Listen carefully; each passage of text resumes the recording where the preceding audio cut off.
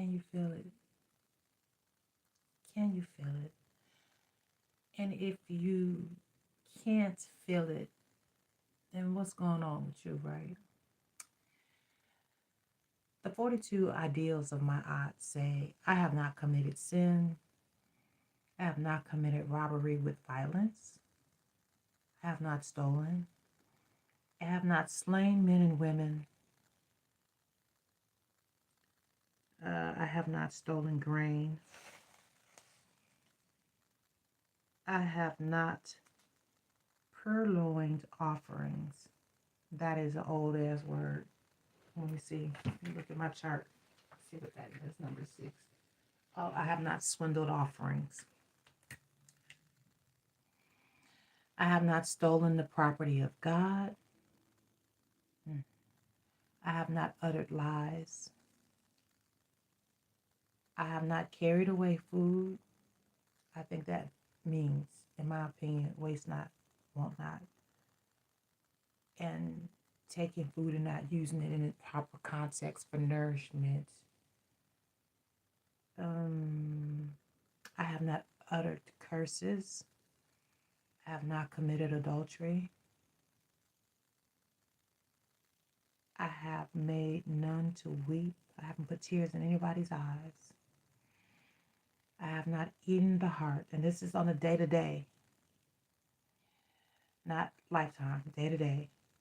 I have not attacked any man. I am not a man of deceit. No, historically, the word man applies to one man as well as man. It's the human being. So whenever you hear man, don't just throw a dick in it. I have not stolen cultivated land. I have not been an eavesdropper.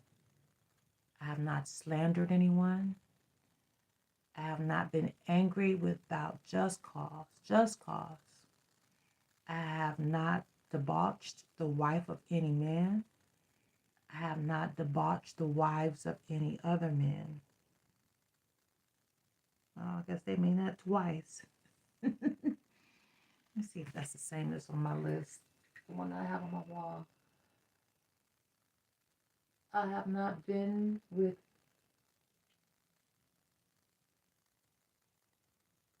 mine is a little bit different. I think that's an error on here. It's supposed to be I have not been angry without any reason. I have not seduced anyone's husband or wife. I have not polluted myself. I value my temple. I have not terrorized anyone. I have not transgressed the law. I have not been angry. And law is spiritual law. Laws of the land as well as spiritual law. And spiritual law trumps or supersedes the law of the land. I have not shut my ears to words of truth. I have not blasphemed. I am not a man of violence. I have not been a stirrer up of strife. I have not acted with undue haste. I have not pried into other matters. I have not multiplied my words in speaking. And just using words just to be talking. I don't know when to shut up. I have wronged none. I have done no evil. I have not worked witchcraft against the king. I have not stopped the flow of water. Let me look at this witchcraft thing. I have not worked evil. I have not overstepped my boundaries of concern. I have not had hasty thoughts. I have not polluted the water. I have not spoken angrily or arrogantly. I have not cursed anyone in thought, words, or deeds. I have not placed myself on a pedestal. I have not shut my ear to the words of truth. I have not stolen or disrespected the deceased. I have not taken from a child. I have not acted with insolence. I have not destroyed property belonging to God, Goddess. These are the principles of Maat. I think I was reading 2 different lists. I think the first one was the ideals, and the list that I went to on my wall are to present day. Yeah. So, can you feel it? Can you feel it? In my opinion, in my experience, kind-hearted people, kind-hearted adults always have an innocence about them that is light, peaceful, and divine. And I see you everywhere I go. I'm overwhelmed and I'm overjoyed by the experiences that I'm having in life, that I'm always welcomed and handled warmly and met by people that are lighthearted. And I love to see you and I love to have those experiences with you. And again, complete strangers. I see you and I welcome you always. And I thank you for having the courage to show up in life in a vulnerable state. It doesn't matter what's going on around you. I love when people hold on to that feeling. Just hold on to the good and express the good. Um, I've heard psychologists say, there's this factor of people that change. And the bottom line is that most people do not change. And when you start to see people's behavior shift, it's because that was already in them. And they have just tapped into letting that be expressed. To be around a safe person is not to be taken lightly. Safe people, God bless you. Um, I hope and I earnestly hope people that are kind hearted, vulnerable people, I honestly hope that all that you are and all that you put out is returned to you a millionfold. God bless and spirit protect the ones with the light hearts, those that keep their hearts as light as a feather. Getting ready to go see the Jackson movie. Today is my self-care Sunday where I focus on self-love and creativity. And I've done, I think getting up and just getting dressed and getting prepared for the day is actually a ritual, whether anyone calls it that or not. That's what it is. So part of my temple preservation ritual today on my self-love Sunday was trying some things that were new. Started off with some ginger water, warm ginger water. Started off with some coffee. I'm getting ready to do another 3 day sardine fast where I'm just having sardines for 3 days. I'm getting ready to take some medical tests this week, and I want my system to be clean to see what type of results I can get. And again, when I say clean, I eat healthy, at least I eat clean or try to eat clean or give effort to eating clean 90% of the time. That 10% can really like wreak havoc on your body, and until we are completely control of all the food and oils that we can process for ourselves, it's just going to be what it's going to be. And with that said, I did plant a garden. I did everything except for corn and tomatoes. Those are inflammatory things that bother me, and so I didn't plant them. Although I like them, I very seldom eat them. Um, so I'm taking every precaution that I can to try to manage the things that I like to eat and have, and try to build my storehouse so I have a harvest this fall. Can you feel it? Can you feel it? Can you feel it? Can you really feel who you are and what you are supposed to be tapped into? Can you feel it? If you feel it, how do you act on it? How are you showing up? One of the thoughts that I had, I do a lot of research and a lot of studies. I watch a lot of documentaries and read and put myself in a position to be exposed to learning, always a lifelong learner. And I find myself in the presence of some information last evening that I found kind of disturbing. And as I was processing it, part of myself told myself, take from this the information, rest with it, see where it comes back to you with it.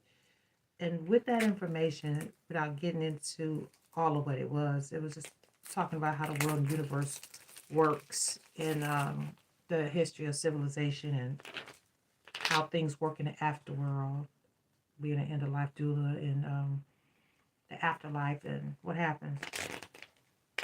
That was the last thing I put on the.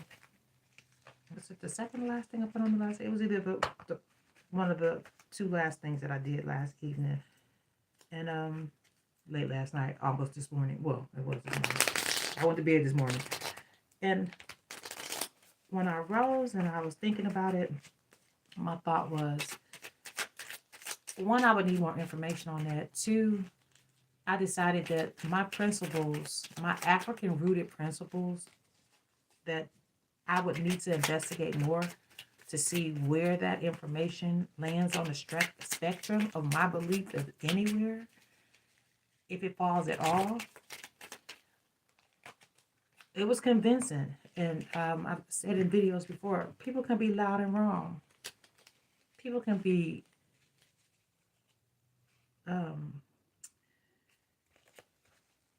give you an example like this. My aunt, who art in heaven, told me one day that somebody told her a lie about me, and she said it was so convincing that if I had not been with you, I would have believed them because of the relationship that they had with that person and because the way it was told, as if it was factual. If I had not been with you that day, if I had not given eyewitness account to what you said, the person that was telling me this was so convincing, I would have believed it. She didn't say she would have asked me about it, but she probably would have. So keep that in mind. Just because people are convincing, because they can cite some sources and that kind of stuff, they may not be right. That's why I've always told you guys to check for yourself, know for yourself, think for yourself, research for yourself, and then see how it sits with you. We are as unique as our fingerprints. And so your journey is your journey. Now, I said all that to say that this information that I was taking in last evening was talking about what happens afterwards and this, that, and the third, or whatever. And I kept wondering how that would work with the experiences that we have, and that this whole concept that we're supposed to be suffering and that we're supposed to have all these experiences while we're here, and that's all that matters is the energy that we muster up on this side. So when we go into 100% spirit and we lose the flesh, that we somehow, in this analogy that I heard last evening, instead of that energy being that part of your energy after you, the afterlife energy, instead of that being what it is, the love that's stored up, the love that's supposed to be waiting on the other side, instead of it being that the journey is almost like a vampire experience where they would just siphon all that out of you and then send your soul back to earth. And so now my thoughts is like, so how do we separate the soul from the spirit? What does that mean? And that's when I started thinking about, can you feel it? Can you feel it? Can you feel it? The Jacksons, which I'm getting ready to go see the movie with my goddaughter today, had a song, Can You Feel It?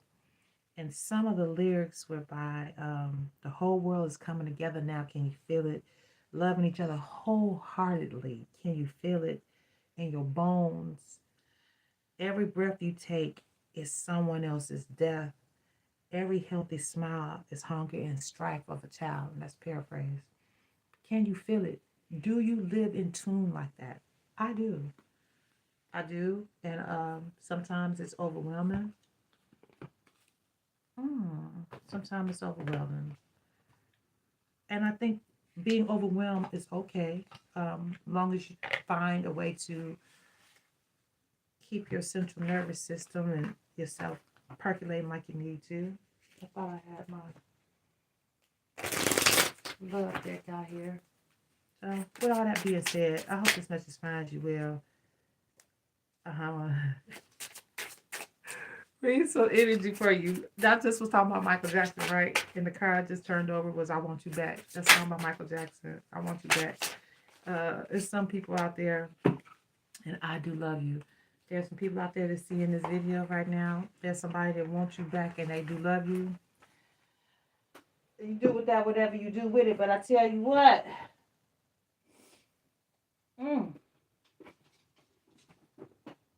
You do with that what you want to do with it. You do with that what you want to do with it. I speak for myself at another time. The Lord will fulfill his purpose for me. Your steadfast, O Lord.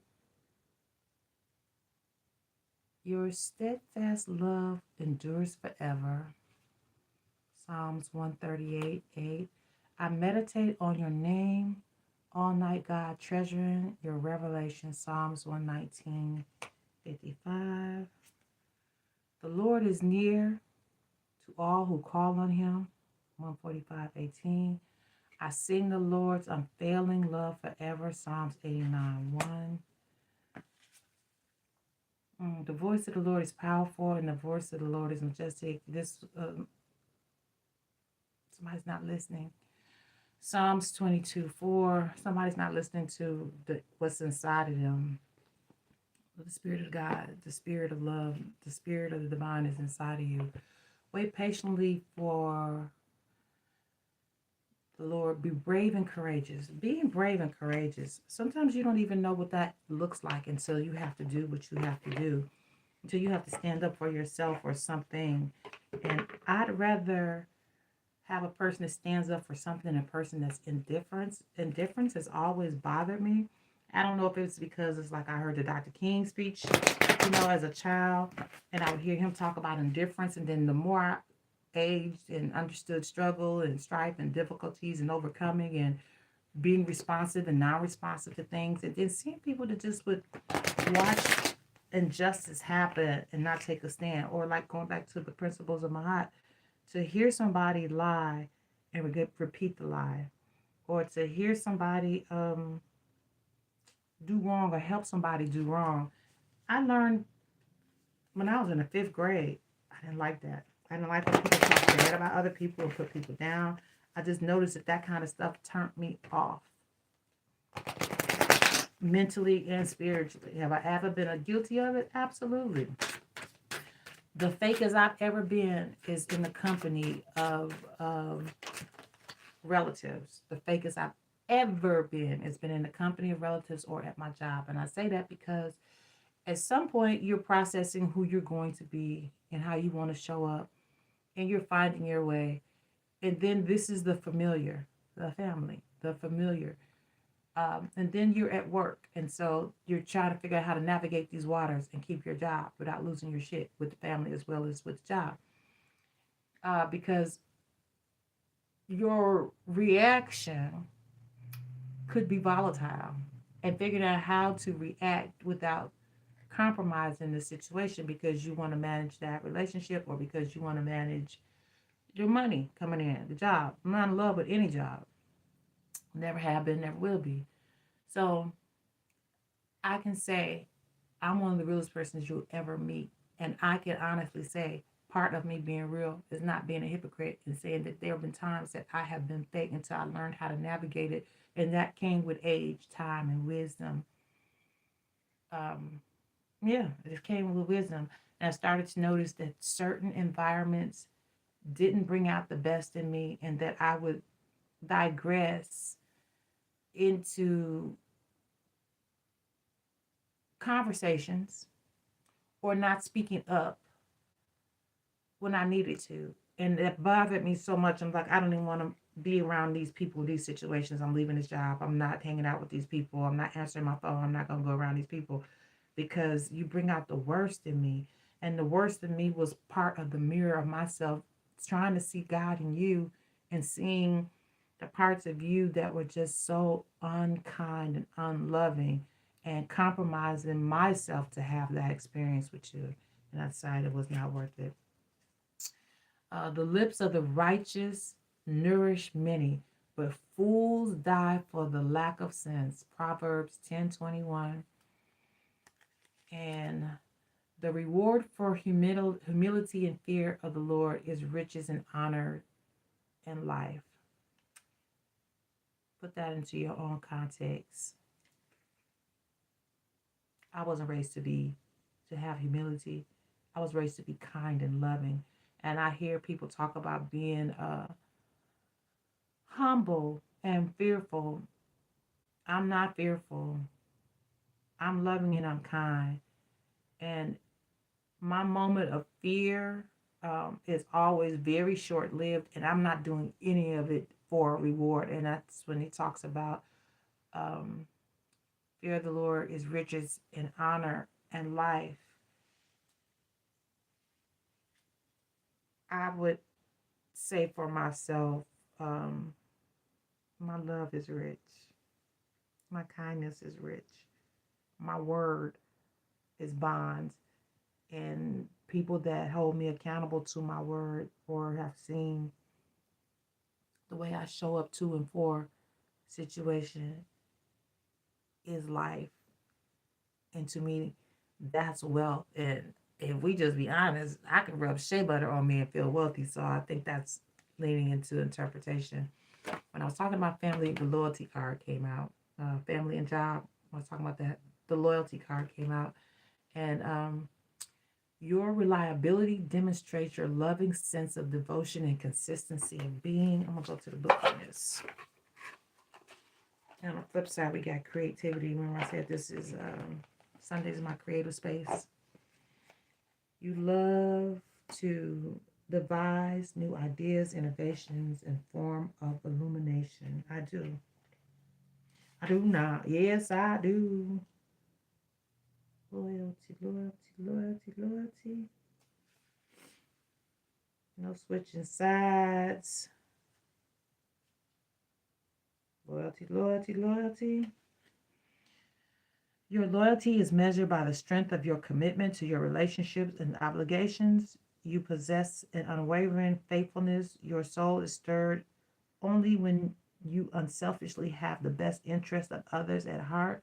This devotion is freely given with a true sense of unconditional love. Loyalty asks you to be steadfast in your motives and unwavering in your ideals. Be a living example to others. Demonstrate how your belief is in a person, cause, or principle can enrich your life and experience and expand your horizons and bring you a sense of solidarity and oneness. When you are really honest about where your loyalty lies, you must also be willing to ask yourself what these loyalties are teaching you about yourself and your own value system. Is there a need you are meeting? What fulfills you and makes you whole? Are you given unconditionally, expecting nothing in return? Never misuse or abuse your loyalties, but instead defend them like a roaring lion. Let everyone know you are honorable, brave, and strong. I say creativity.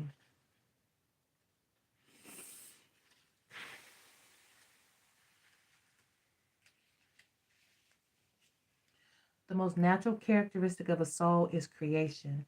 A spiritual being, you are continually being inspired by the higher self, source energy, the spirit of the world to express yourself in the physical dimension. You are constantly in a mode of creation, even if you are not aware of it. Thoughts are creation and thoughts are real. Don't hold on to every thought. Even though not every single one manifests itself physically, talking about your thoughts, it nevertheless creates your reality. That is why it's so important to keep your thoughts high-minded. Judgment of yourself and others lowers your vibration of love. Your thoughts don't belong only to you. Their energy is part of the collective consciousness. Your creative spark may ignite and inspire the soul and the mind of another. When you are blocking your creativity, you are not fully expressing your soul. This blockage may manifest in a number of ways, such as physical pain, anger, depression, anxiety, isolation. I think being indifferent, that's what happens when you're indifferent. Um, there may also be feelings of living an unfulfilled life. Always remember that you are God and God is creativity. As a loving, visionary person, you can see the potential for that which has yet to exist in the physical reality. You are able to turn imagination into form. The more you attune yourself to the love and energy of your heart, the more receptive you are to inspired ideas that bring the earth closer to heaven. I love how everything just ties up like that. Thank you for your time. Much love and respect and peace to you. If anything I said in this video resonated with you, please drop a like so we can increase the algorithm and share this love with somebody else. And please drop a comment and let me know what touched you or what made you think or what you actually had a concern about. Going forward, I would like to invite you all to the stage with me, especially not for self-care Sundays, but for Workforce Wednesdays, as well as date night Thursdays. So I hope to see you guys there, and more on that to come. Going to see the Michael Jackson movie. I love you all. Until real soon, be blessed.